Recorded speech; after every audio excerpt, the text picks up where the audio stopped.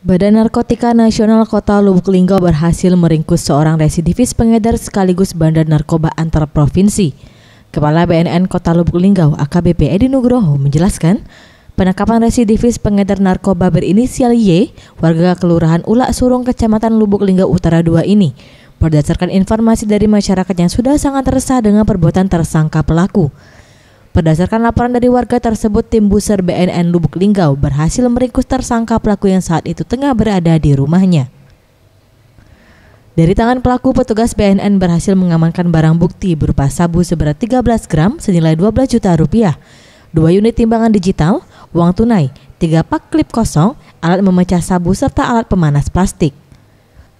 Dari pengakuan tersangka, pelaku barang haram tersebut diperoleh dari Provinsi Lampung yang dikirim melalui travel. Dalam sekali pemesanan sebanyak 1 kantong seharga 12 juta rupiah dan dijual kembali seharga 15 juta rupiah. Termasuk juga barang-barang yang ditemukan di TKP lokasi, yaitu ada barang bukti, ya, ada sabu, ada 3 paket dengan berat kurang lebih sekitar 13 gram, ya.